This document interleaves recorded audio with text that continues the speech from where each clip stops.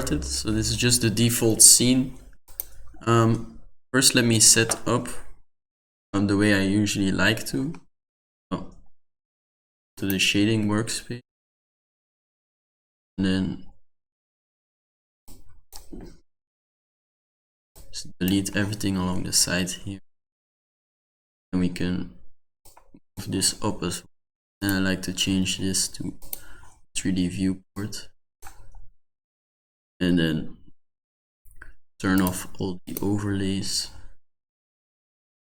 and then go to Eevee, and we can set it to 1. Turn off all of these.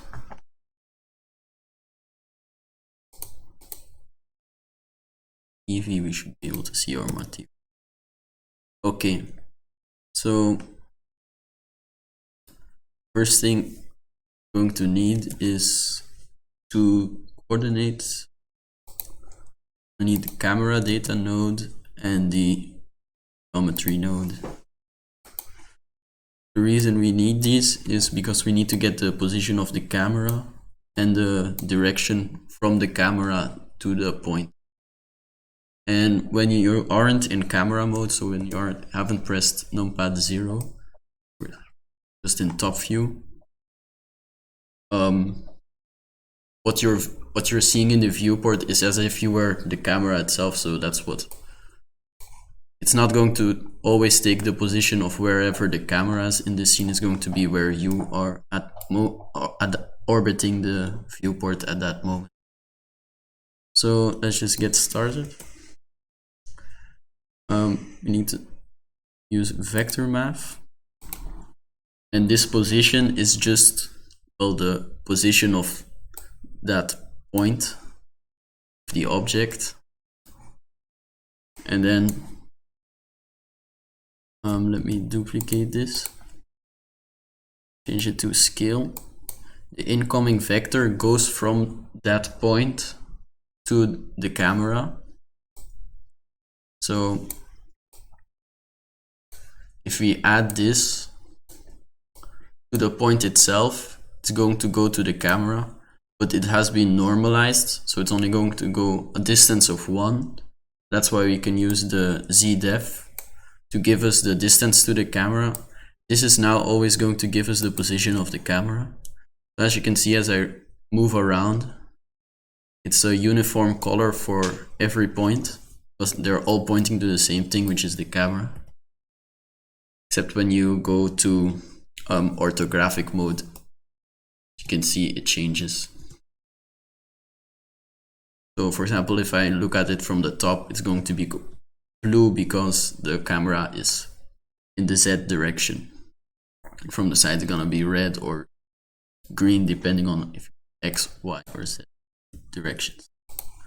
So now we also need the direction from the camera to that point, and this one we can just get by multiplying by -1, effectively just flipping around the incoming vector to sort of make it go out of the camera. So maybe just to show you what we have right now. Right now what we have is we have the camera's position. We have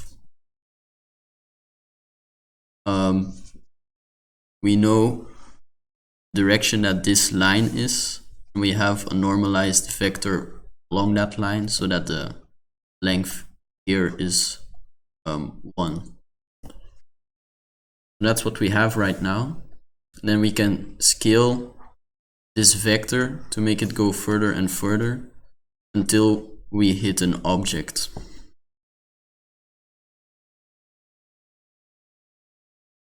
So that's going to be the Raymarching part. So let's make some room. And we're going to need to create a camera node, an SDF. And I already talked about this in the introduction, but an SDF is just sign distance function or a sign distance field. We're going to make the most basic one, which is just that of a point. So that for every point, well, if you have a point at the origin, then the distance to that point is just the length of your position, which is the same as distance to the origin. And then here at the end we can add in a converter math node and change it to subtract. And then this can be our radius. So let's group this.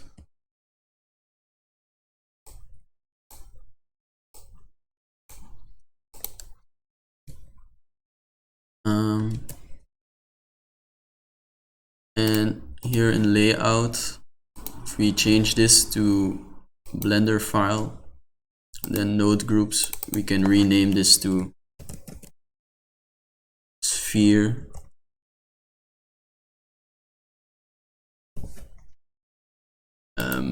SDF. Let's go back. Shading. Let's also add an input here. And we'll name this radius. And the output can just be distance. Great. Now one thing I like to do is to group this, make this into another node group.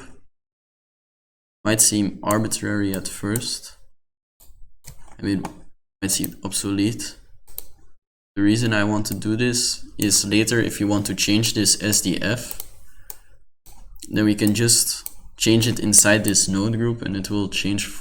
And we can combine multiple things here, and then we don't have, once we start duplicating nodes, we don't have to change it for all of them.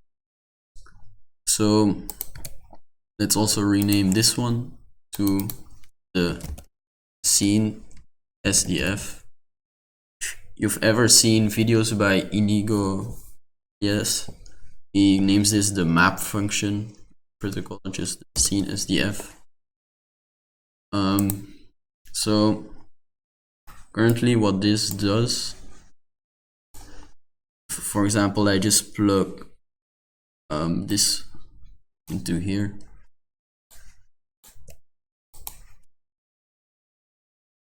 It's not that interesting, because we still need to do the Raymarching, and for that I'm once again going to create another node group on top of this. So let's press Ctrl G, and now it's really important that you start naming things. So let's name this cam for camera, and we'll add another vector input, and we'll name this one view direction or view dir.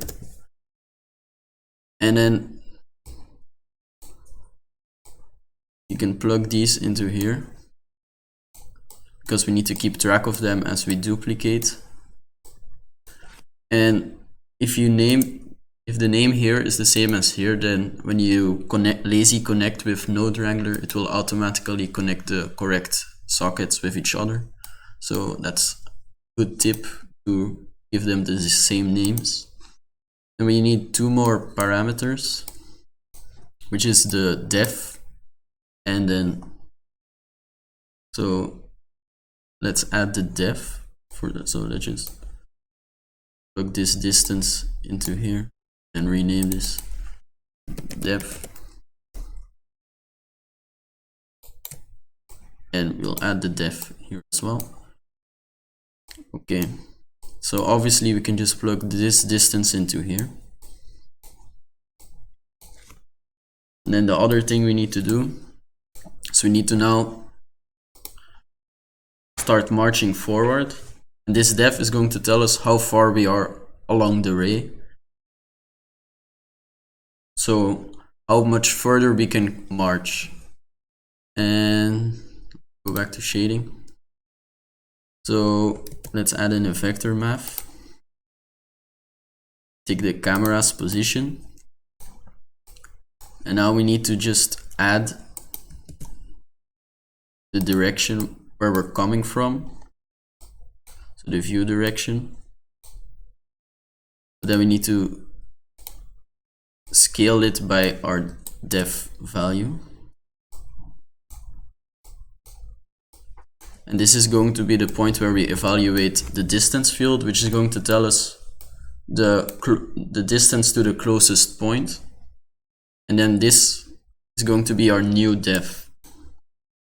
So this into here. Let's add it in a normal math node. Change it to add.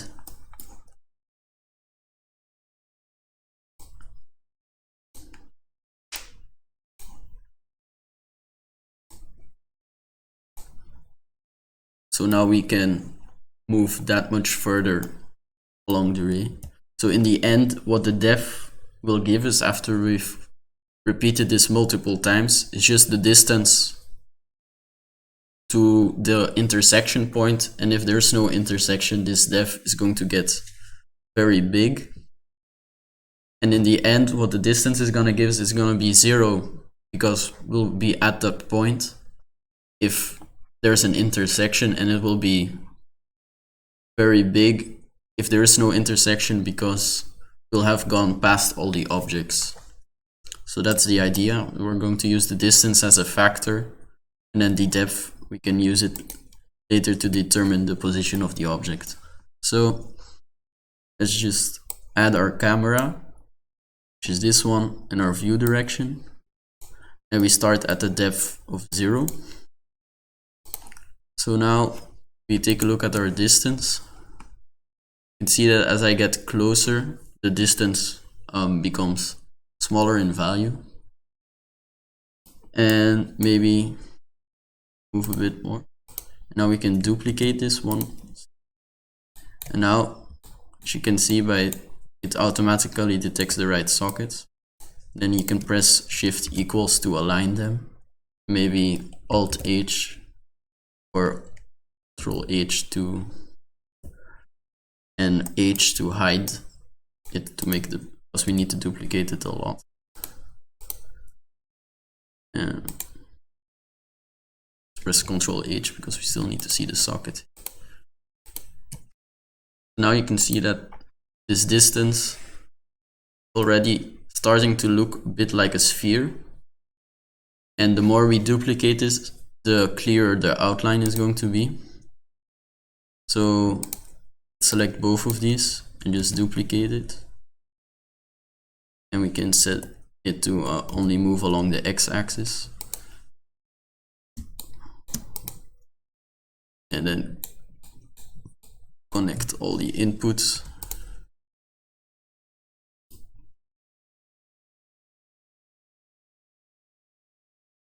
So let's see, did we connect the right ones?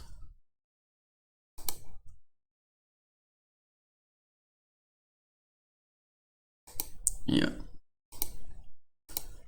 Okay.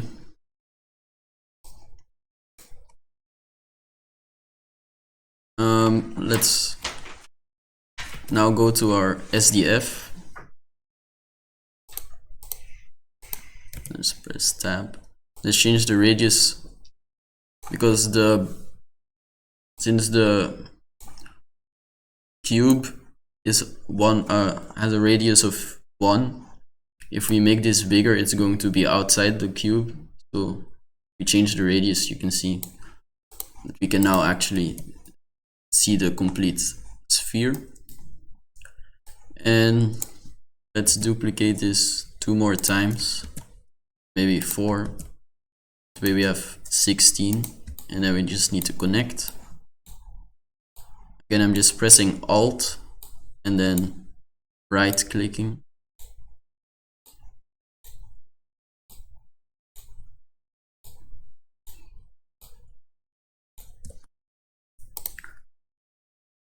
So now you can see that it's a much sharper outline, and we can look at the depth as well, which again just shows us how far away each point is.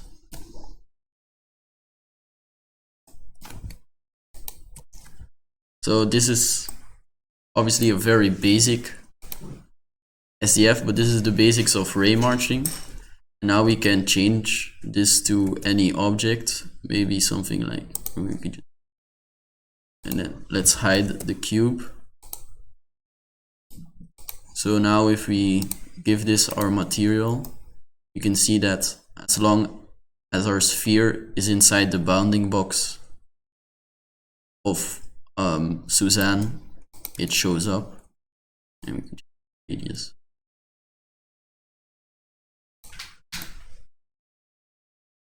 So yeah, let's delete Suzanne. Maybe press Alt-H to bring back our cube. And this is just an emissive material, but if you wanted, you could combine this with a shader, like a diffuse. You could plug this into the color of a diffuse shader so that you could have actual lighting, but it would start to look really weird, I guess. For example, something like this.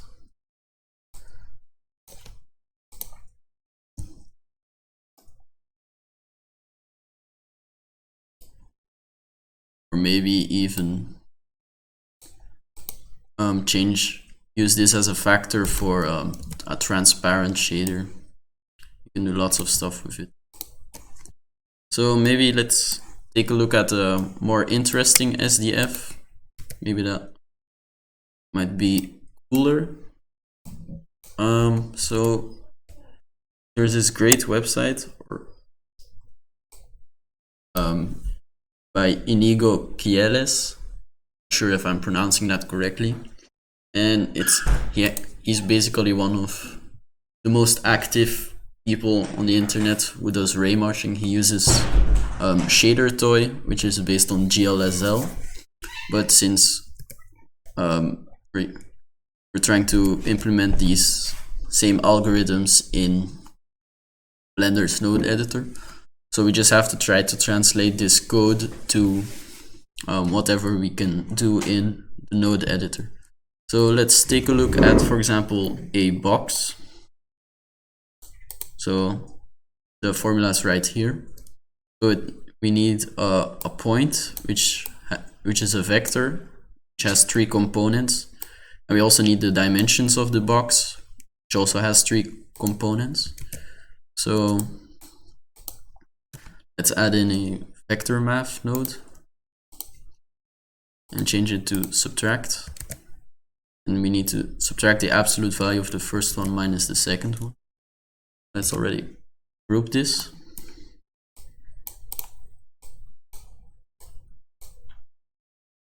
And we can delete this because we don't need it. And rename this.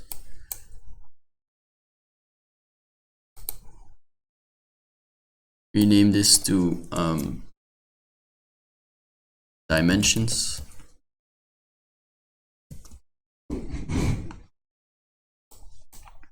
So let's duplicate this. We need to take the absolute value. And the reason we take the absolute value is because a cube is perfectly symmetric around all the axes. And that even a rectangular prism as well. So that way, or a box if you like, that way we don't have to calculate it for both sides. Using the absolute value, it will automatically be mirrored. And then we need to return the length, the maximum of Q and 0. So Q is the absolute value of P minus B, so that's the output of this one. So we need to return the length of that together with the maximum, or the length of the maximum of this and 0, but since Blender's node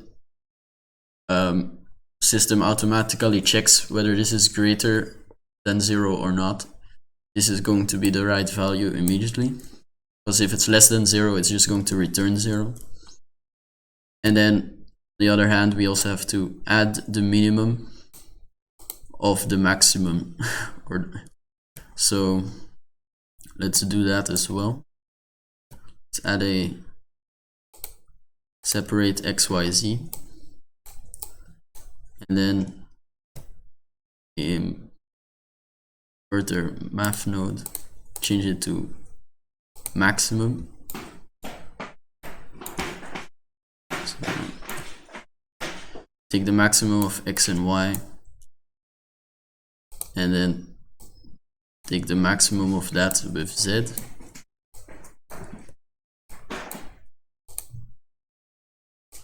And then you need to take the minimum of that with 0, as you can see. So I'm just copying the formula here.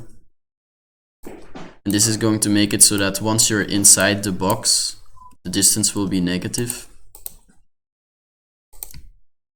Because as you can tell, length is always positive. So if you take the minimum of something with 0, it's always going to be less than or equal to 0.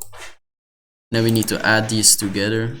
So you can just select both of them and then press Ctrl+, which normally adds an add node between them. Sorry. And then plug this into here. And let's name this distance as well. So now we can swap these around. Now you see nothing. Let's change both of all of these to 0.1.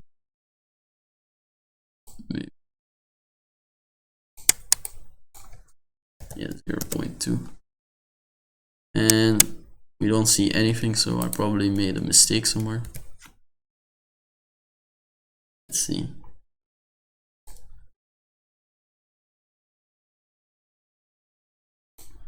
Take the absolute value, subtract the dimensions. Take the length, maximum of Q and 0. This is, and then take the maximum of the 3 coordinates and the minimum of that.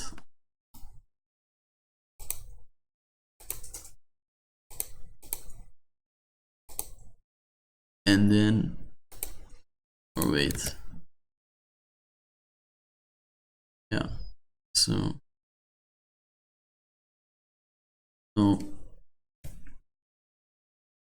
this is an add node.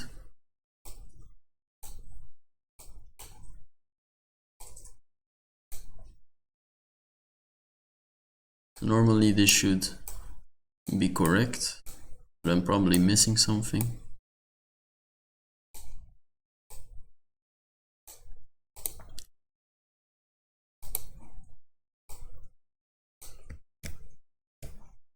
Normally okay, I already know what the problem is.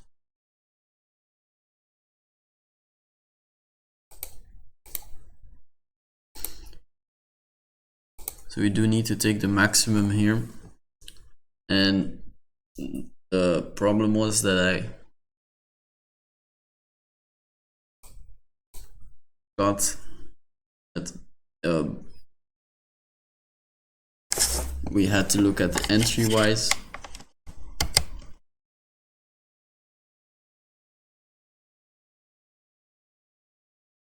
Problem was that I forgot to think about the entry wise part of the cube. So it should be entry wise maximum of 0. It's possible that some of them are positive and some are negative, so that's why we can't just take the length immediately.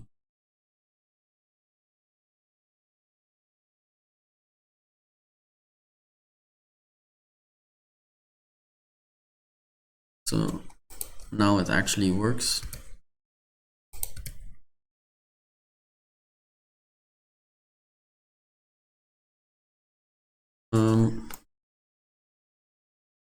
So now we have a cube inside a cube.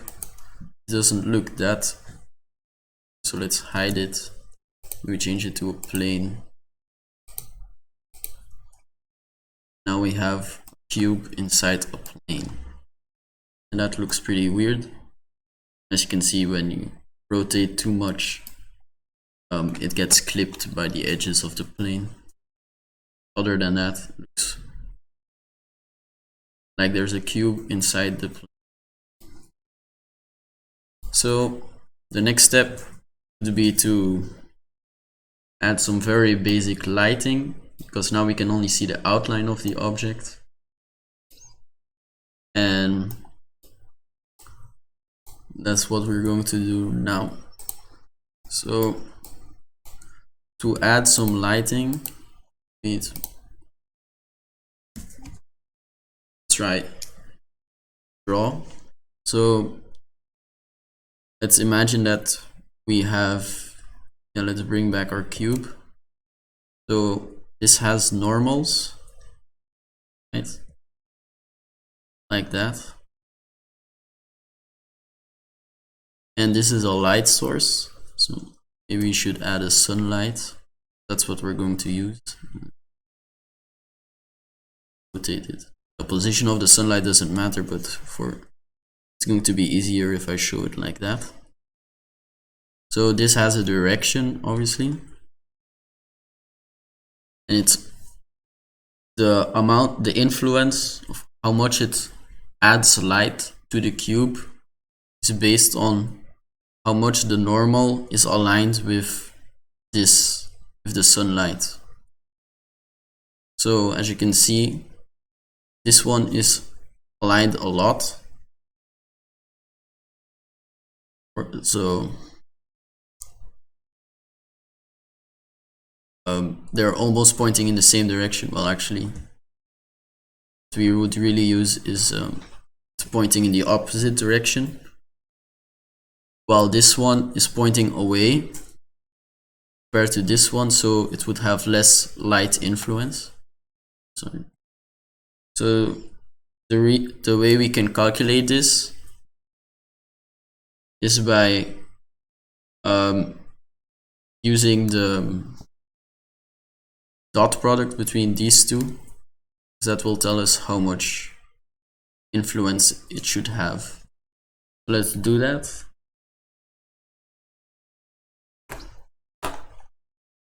First a and then period, find our nodes. Okay, so maybe first we should get the position of each point on the cube, and to do that we can just go and again add in vector math node. We take the view direction and we add it to the camera. Okay, let's switch these around because it looks ugly. But we first need to change, scale the view direction by how far we are, which is just why we scale here. Now if you look at this, you can see it gives us the coordinates of each point on the surface, and the colors look weird around the edges, and that's because we've only done 16 here, while normally if you would program this you would probably go for something like 100, but I found that in most cases 16 is okay, and it gets Blender's node system isn't optimized for this, so it gets slow really quickly if you don't take care. So now we have the position of the point, and we can use that to estimate the normal. And to estimate the normal, we have to sort of take the gradient. Well, we're going to estimate the normal by taking the gradient. We're going to take a point outside the cube and a point inside the cube, and then look at the difference between them to determine the direction of the normal. So again, let's go to his blog and then on the website. It seems I'm disconnected from internet for some reason.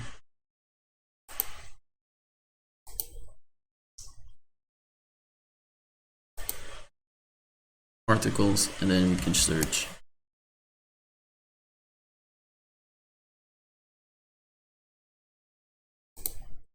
Numerical normals.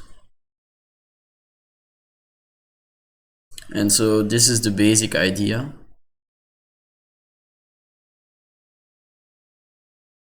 We take some very small value, epsilon, which is greater than 0. And then what we do is we evaluate the SDF every time at a small offset. And that way we can estimate the gradient at that point. So another great article for this by Jamie Wong. So let's go surface normals and lighting.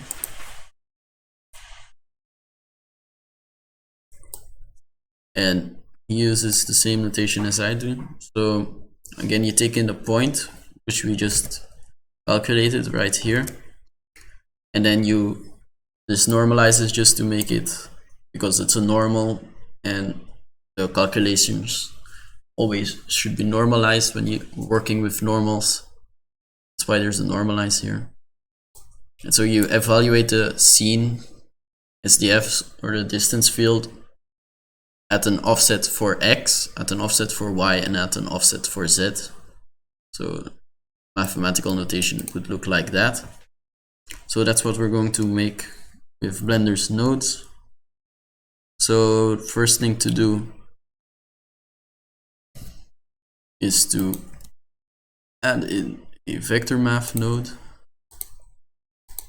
Change it to normalize. This is going to be our output. And we also need vector math, oh, not vector math, a converter separate X, Y, Z. And in the end, we also need a converter combine X, Y, Z. And we put this into here. So let's group this. And this is going to be our point. Let's move this. And this is going to be our normal. So the first thing we do is we offset along the x-axis by adding epsilon to x. So let's add in an input value node, and let's change this to 0.001. Let's rename this to epsilon. I rename it by pressing F2, by the way. So let's add in converter math, and we add our epsilon, as you can see here, and then we take the SDF of that. So this is going to be a lot of nodes. So this again.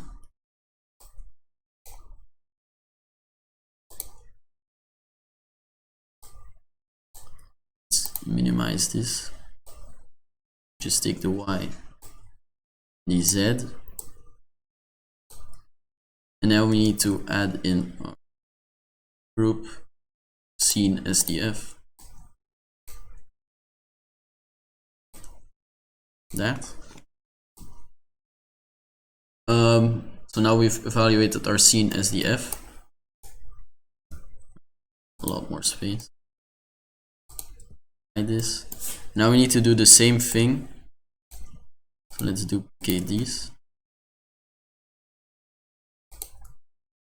But now we change this to subtract.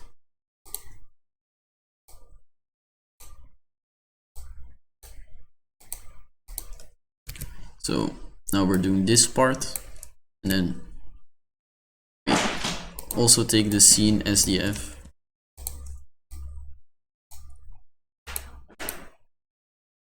I just disconnected something.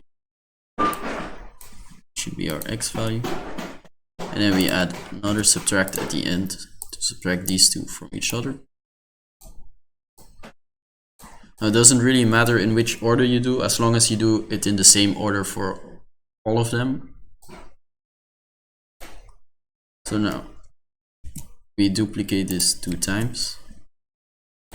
And now it's just a matter of connecting the right things. So this is our X or Y. And our Z might be nice. We can sort of get some feedback on what I'm doing. Currently it doesn't look correct, obviously. Let's move it around. So the next one, we're changing our Y. First, let's maybe connect the epsilon to all the correct sockets, like that. And we need to add our Y here. And the same thing here, we need to add our Z and our Z. You can see it's already starting to look reasonable. And now here are the missing sockets where Y and Z, which we should connect. So add in the Y, Z. And here, this should connect to the Y. To the Y.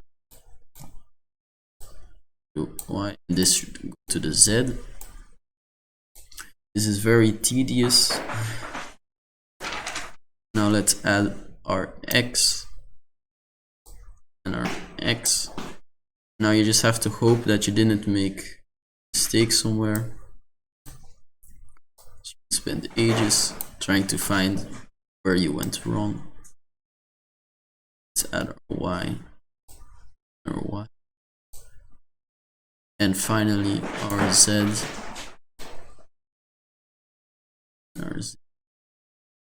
Normally this should be correct,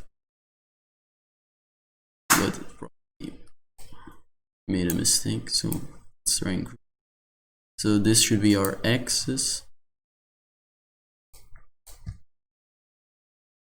Okay.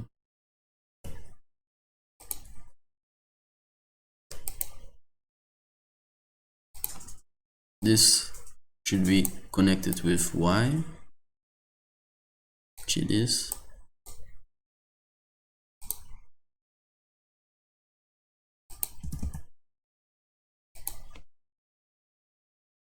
And then B from our X, B from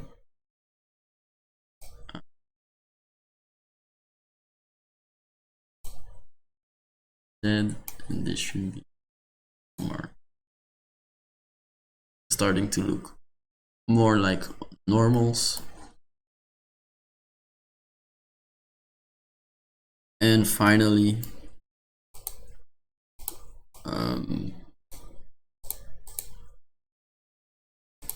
this should be X, Y, and then Z. So I think this moment it looks correct, so let's assume it is. You can see if I change this epsilon be much bigger, the accuracy goes down. It should be somewhere around 0. It's pretty accurate. So this is our normal. We can compare it to the normals, normals of a cube. So you can see this is perfectly calculated normals look like, and this is what our estimated normals look like.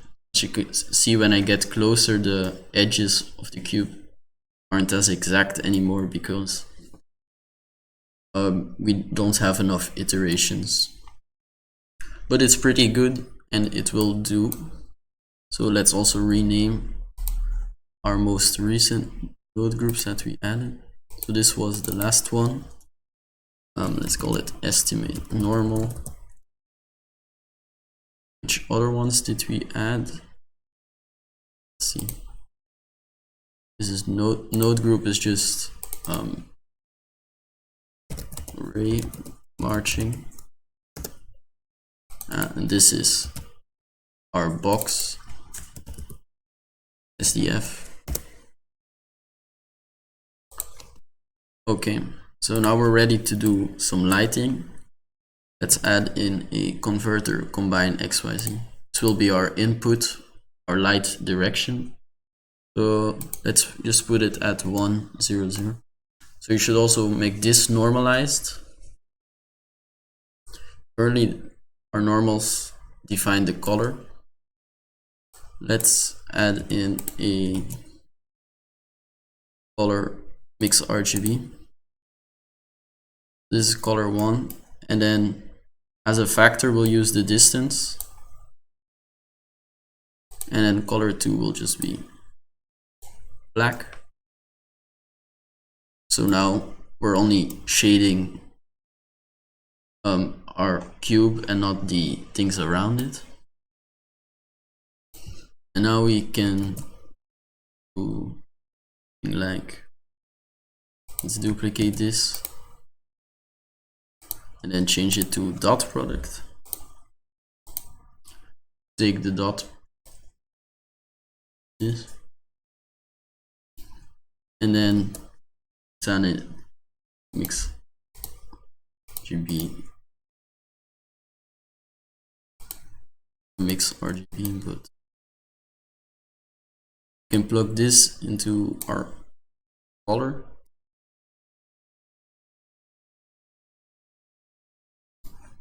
So currently you can see that the light is coming from the X direction. So let's change this to be from the top. You can see this will be our influence, and if we change it to something like squared, just have to make sure that it's normalized. See that the light goes from all 3 sides, and it's easier to see the lighting if you use the sphere. As you can see, we are actually lighting up our scene. So this is basically a sunlight because the direction is the same for every point, and we aren't taking into account the distance to that point on the. So let's make the radius a bit smaller, 0 point. You can see when you move around, the direction of the light changes. So you can see that it suddenly got very bright, and that's because these values, the vector isn't normalized. We only want to see the difference in direction and not the difference in you don't want to take into account the distance.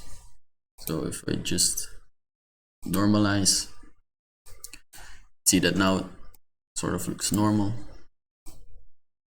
So one thing you could do is set this all to 0, maybe add an input value, and then converter, a convert node,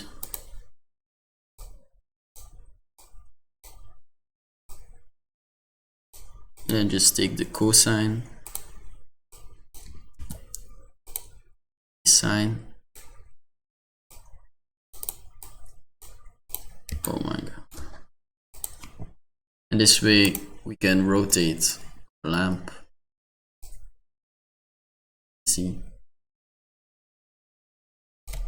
maybe change, make it go a little bit up.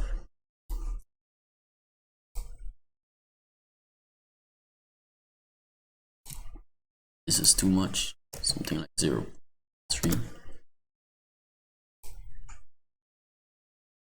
So yeah, now we have very basic lighting, and the idea is that now if you want a color, you can go a color input RGB. This will be our diffuse color. The next step is to just take this color,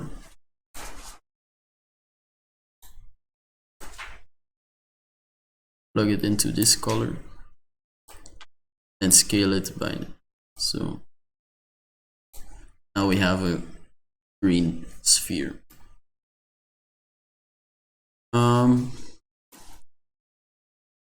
This is the very basics of Raymarching. As you use more and more complicated SDFs, you can get cooler scenes. But the next important thing to talk about is how to combine two objects. So common operations. So go here. Menu. So you have a union.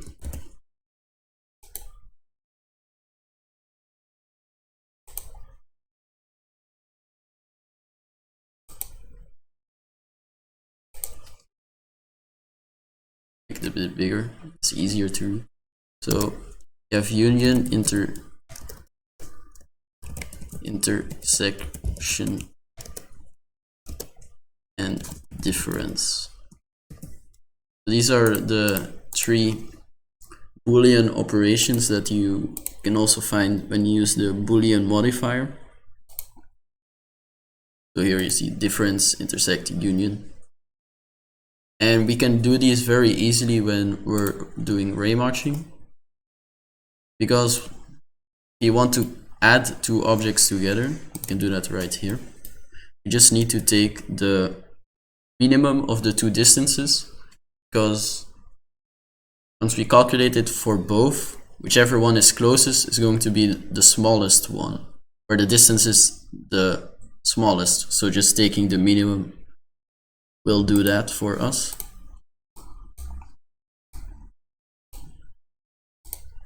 And here we can go minimum. Now you can't see anything, but if I change the sphere's radius, now you can see that we actually do combine the 2. And now you can see these are very rough edges. This doesn't look that realistic. And we can change that by using smooth minimum, which is a new addition to the map node, which got added in 2.82. So you have to be in version 2.82 or higher to be able to see this. Now, if this is set to 0, nothing happens, but you can see if I increase, it starts blending between the 2. That's one thing you can do. You can also take the maximum. Let's set this to 0. Now you can see that effectively what's happening is we're taking the intersection, or the points at which it's both in the cube and in the sphere.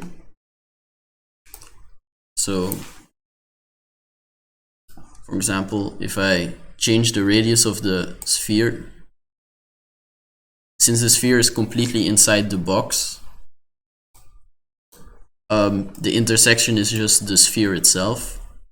If I increase the radius of the sphere, now the box is completely inside the sphere, and that's why we just get the box itself. If they intersect, then we get something like this. And the last thing you can do is the difference.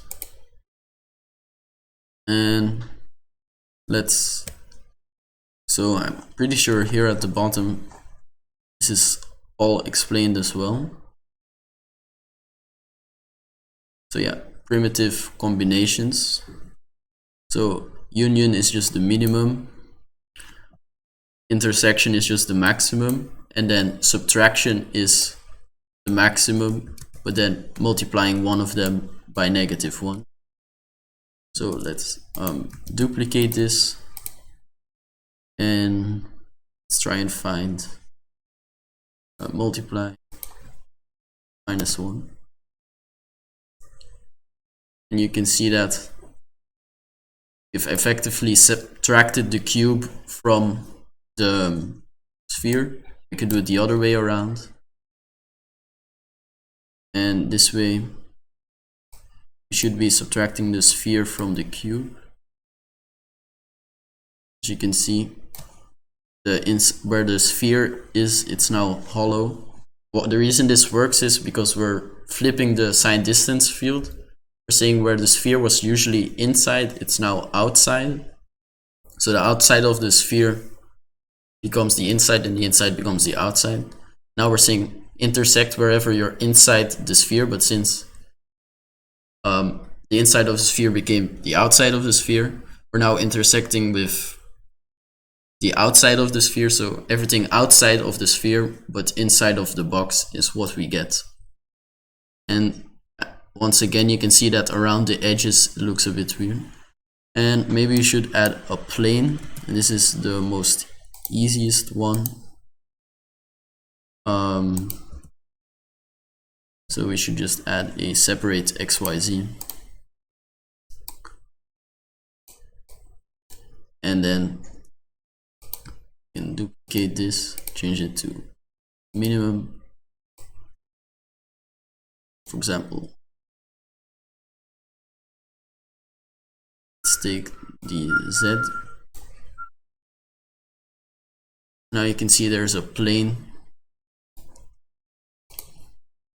I thought I set it to smooth for me. You can see that it blends with it. And if you want to move things up, it's just like the normal way you move things around. So for example, what you could do is add in a vector mapping node right here. You would see that you can move the scene around.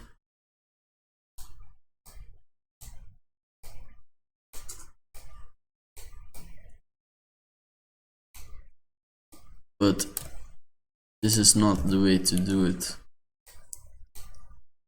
Since we only want to change the location of the plane, we just need to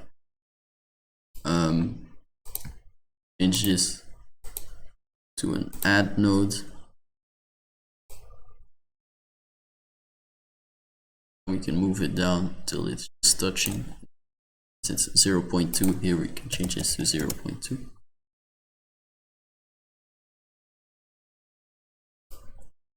And this is very basic scene, but looks pretty cool. Now let's say we want to create a copy of this object. This is very easy to do. It's not that easy to create just one copy, but it is very easy to create multiple copies. And again, we can do this basically for free, so we don't have to calculate any extra geometry. And this is where we use our vector math and just use fraction.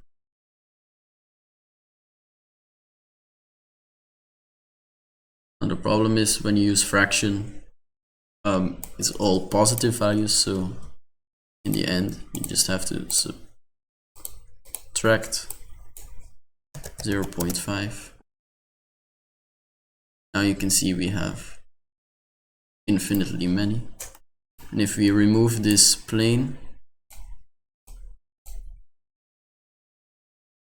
you see that we have infinitely many of these, but the calculations aren't that precise because we only have 16. So we could try and make it 32. It's going to get a lot slower.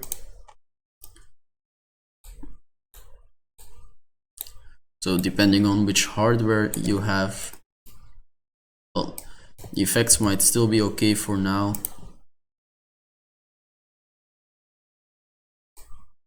Depending on which hardware you have, you can see how far you can go. You can see it's getting a bit better.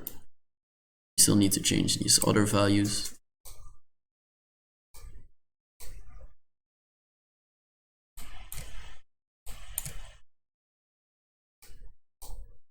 It doesn't let me select the correct one. So now it does.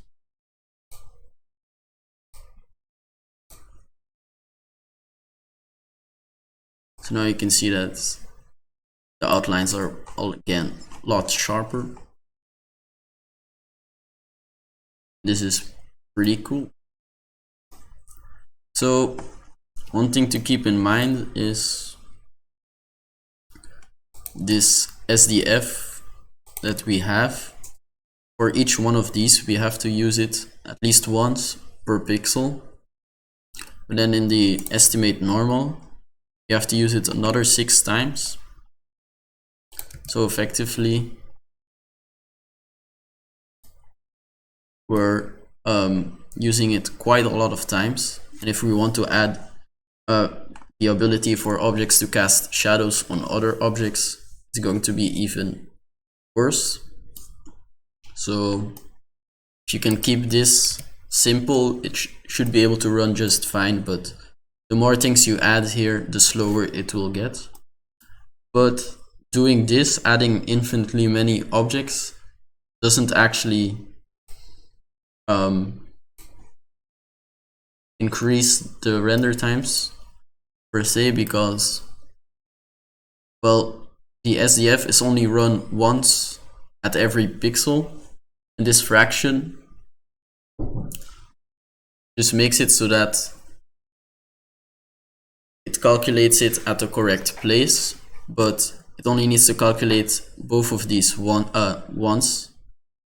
But the difference, if I, for example, were to add one of these and then offset the other one by adding like this, we can move it around, doing something like that, and then taking the minimum, it would have to calculate for every pixel both this one and this one, and then it takes the determines which one is smallest. But by taking the fraction, we've already split the space into sections so that it doesn't need to determine which one is closest, and it only needs to calculate it once. Well, every time we call the SDF. So every time you use a union, intersection, or difference, you're basically doubling the amount of calculations. So that's something to keep in mind. I don't really like the color.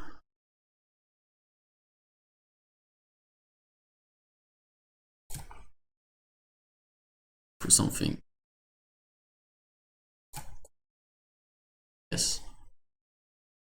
Right now it's running really smoothly, but maybe if I do it on full screen,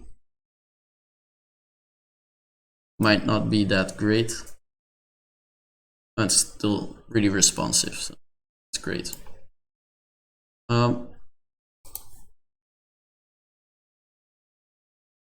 Let's change our scene maybe. Right now the background is, well, black. So there seems to be a bug here. Normally I should be able to click on the color. Oh, no problem. We'll just use this instead. Then we can make this our background color. Let's make the sky. And we can do is just add a small gradient to the sky. First, right now we have too many. So what we can do is, instead of doing the fraction in all 3 directions, just do it along the X and Y.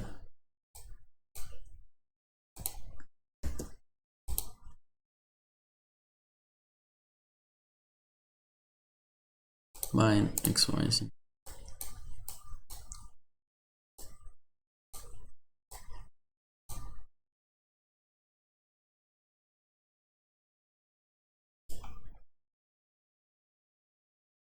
And then we just need to add a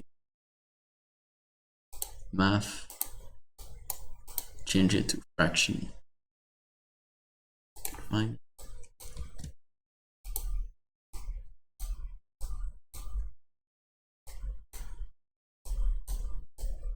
So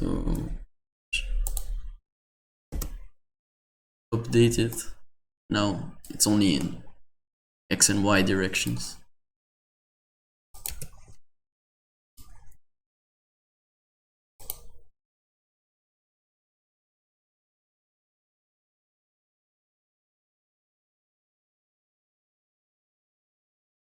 And so this is our output right now. And one thing we can do is we can add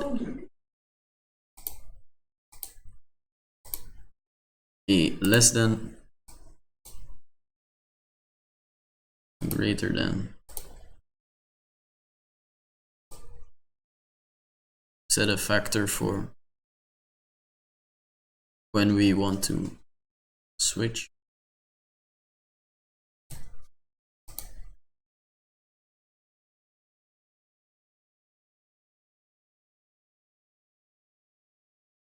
Something like that.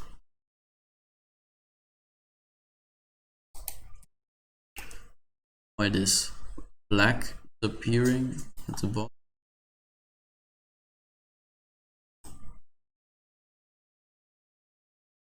Let's take a look at this color.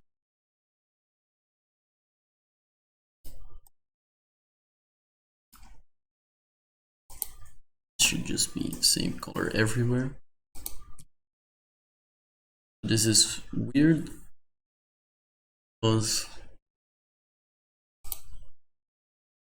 this factor is completely white there. At the same time, there's something wrong with this mix RGB. You can just change it, I guess, to just vector math.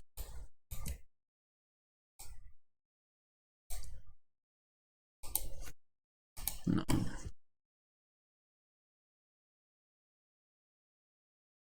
No. Less than. Then in the end, add back our, we're adding it to everything, which is not what we want, so we also have to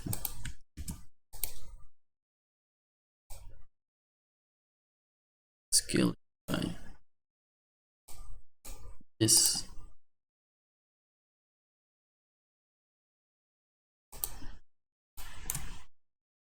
Split it.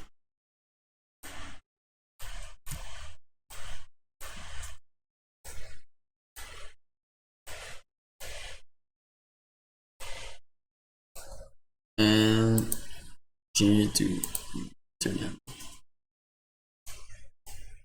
So again, the same thing is happening.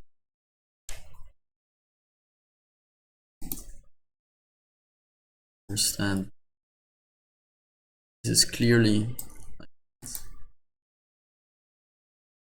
So when we add them together, it's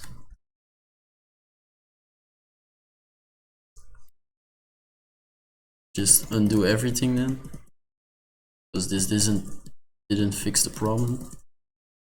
Just use a mix RGB.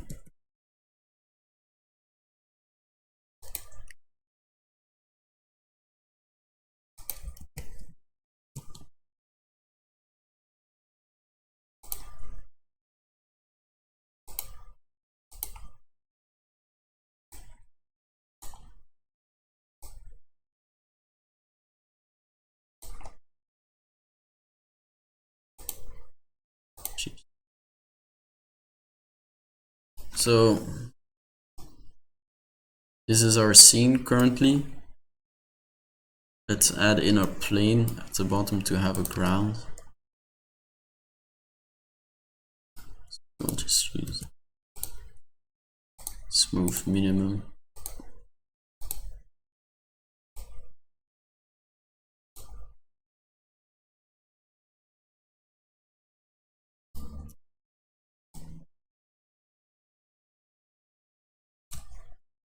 Something like that. So now you can see that the objects aren't casting shadows on the ground itself.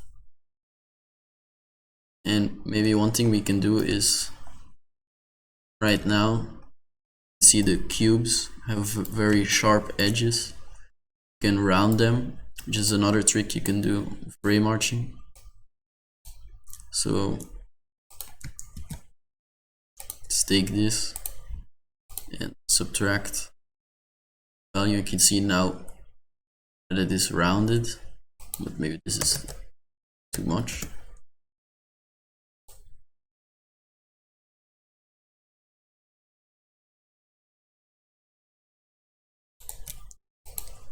Let's add it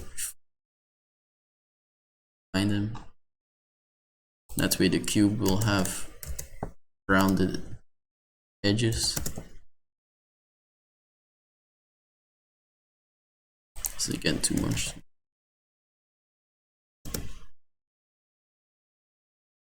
Change the radius of the sphere to compensate.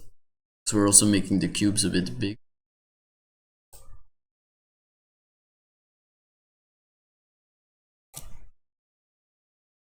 So maybe adding it at the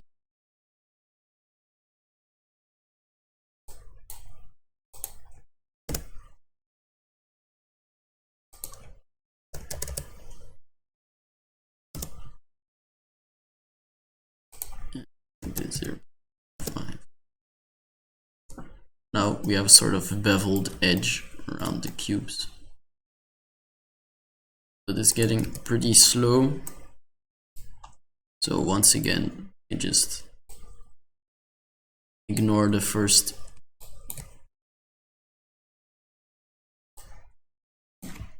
piece.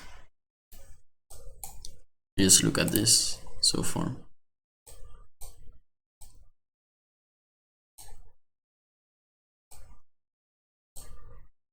And change these back.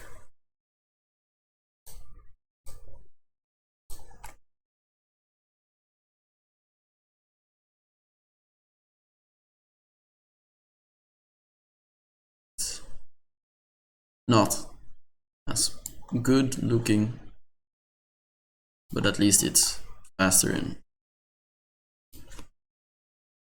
the node system doesn't start lagging as much.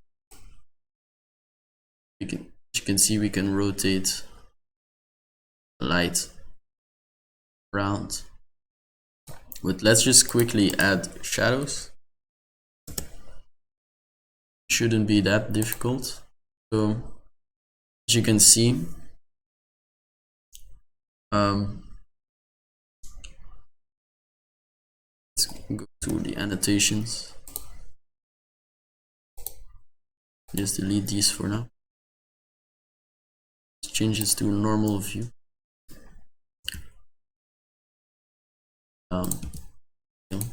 So if the light is there, at which point do you actually have a shadow? So let's move.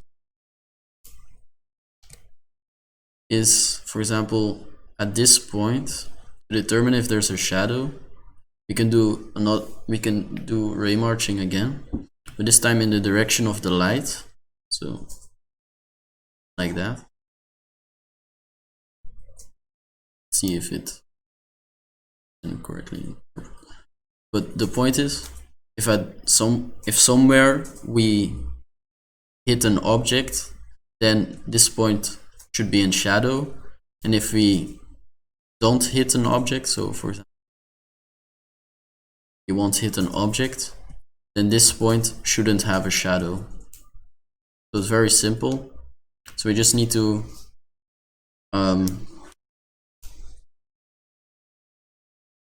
let's see. Need to make this the starting point. So instead the value of camera, we'll just add this, the point itself, and the direction will be just the light direction, which was already given by this point here. And then in the end, what you can do is this.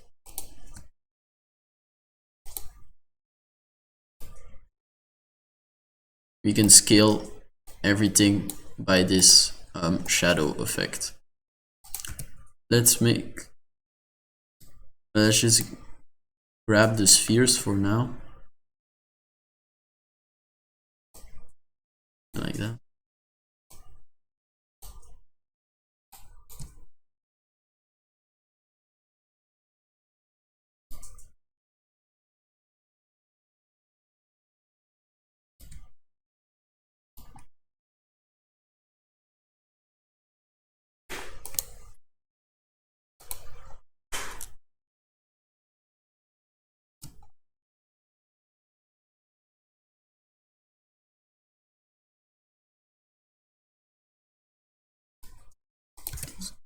Here.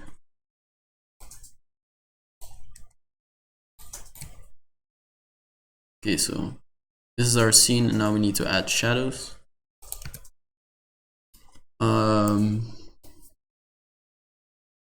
So we just use the Raymarching.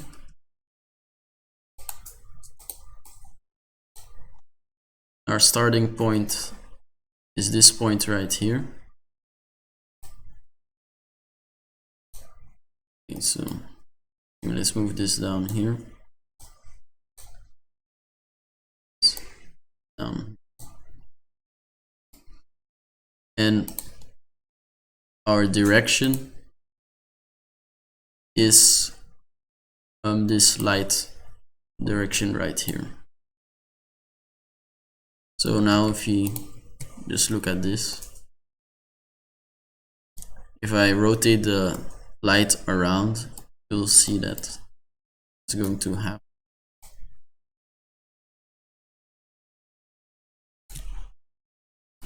Not as much, because we haven't done it that many times. So let's remove these.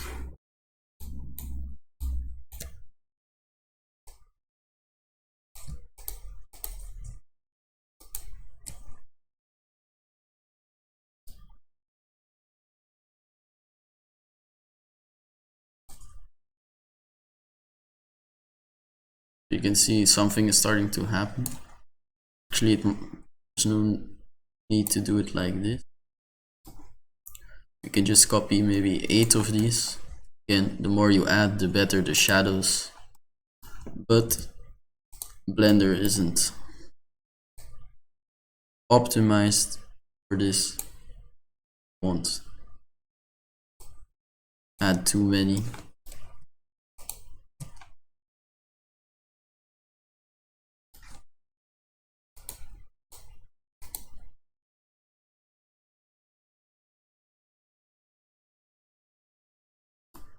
See if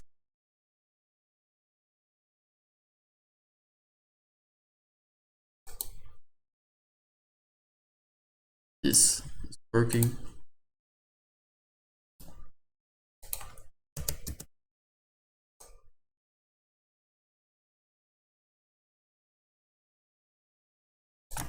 Maybe it might be here if we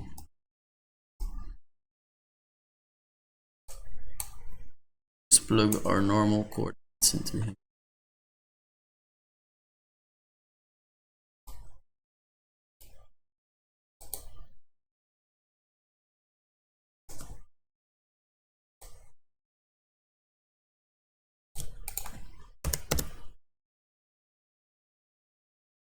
So let's think about this.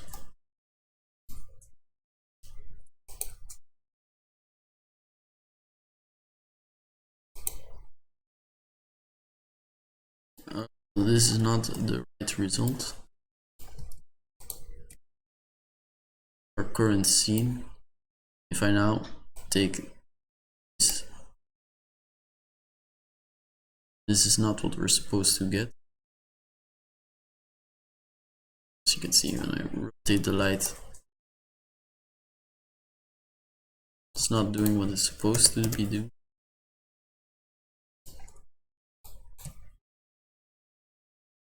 So normally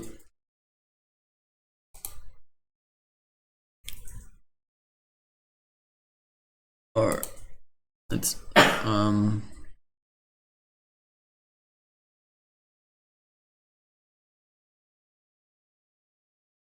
see, this one is pointing towards the light, so that should be all right. This is the location of our point.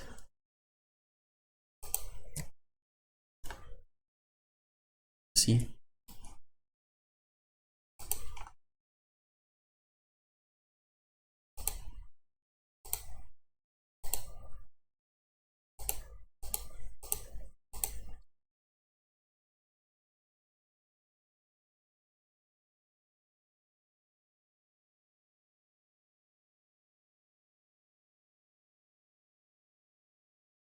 maybe I have to flip it.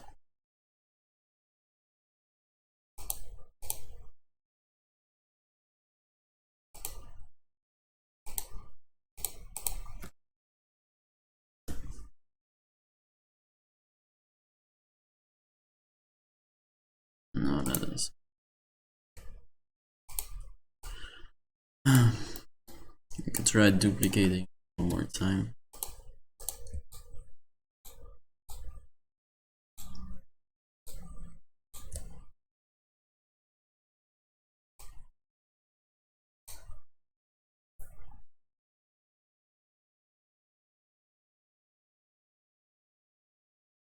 This is definitely not correct.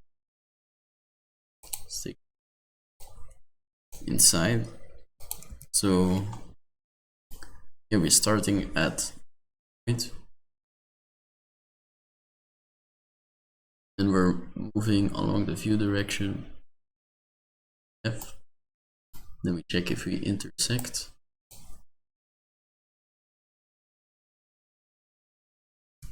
Okay.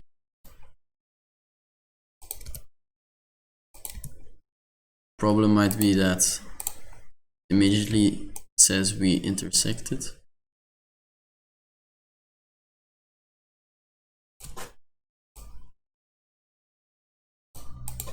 Change the depth to 0. Okay, so what's the problem? Do 0.0. We need to start at an offset, because otherwise it immediately thinks that we already intersected with the point. So as I do this, there seems to be sort of broken because I can't change this value as a slide. Maybe it has to do with the this value. Yeah, minimum is 0 and maximum is 1.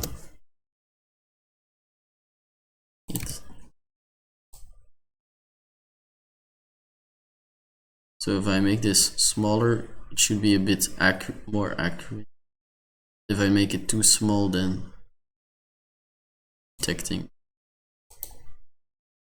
So now we have some shadow into the scale here. Now look at our scene. Now it looks like we actually have some shadow. Again, we could add a greater than, so that it's a perfect harsh shadow. And this way, when we now rotate our light, you can see that the shadows are actually visible.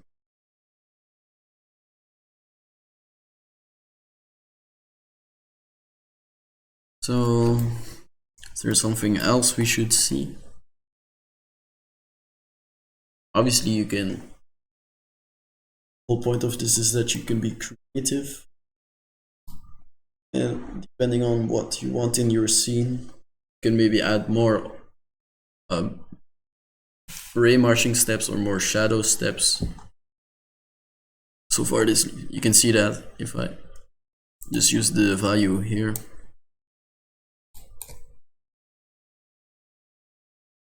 it isn't very accurate.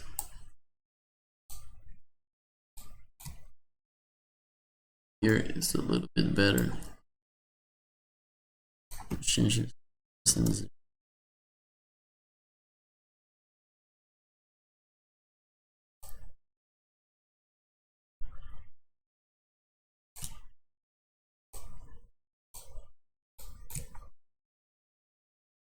And final one, it's already okay.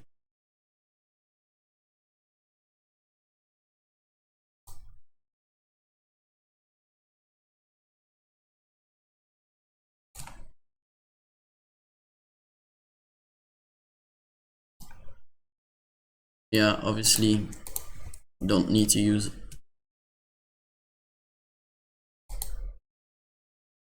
This is just a plane. The idea is that pretty much created our own renderer.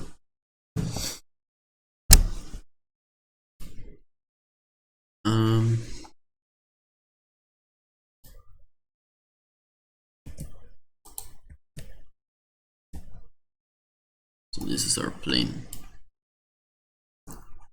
Is there anything else?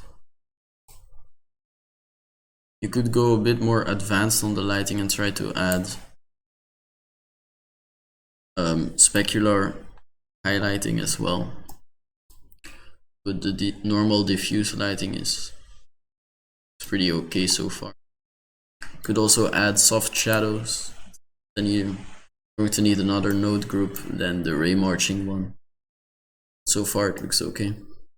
Maybe as a final thing we can do is to create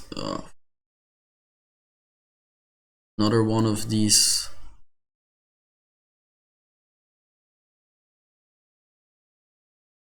basic primitives find here.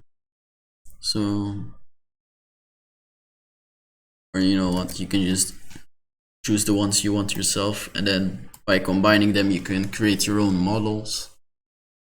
And then for example, combining this, all of this together with a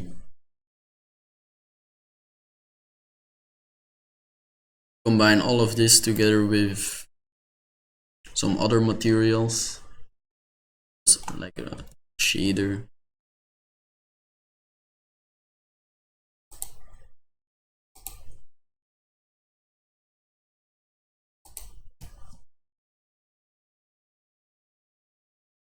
You can see that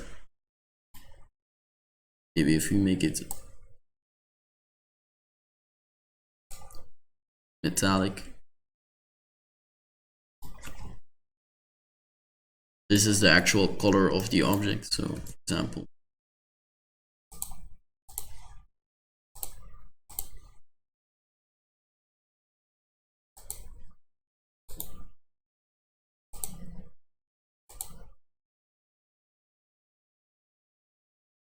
pretty weird.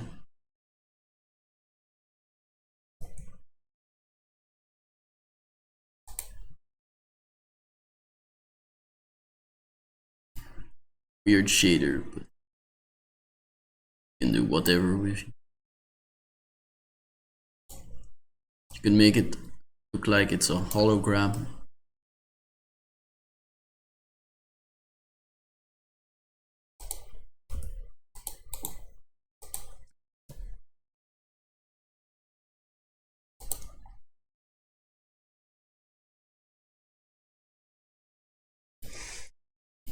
So yeah.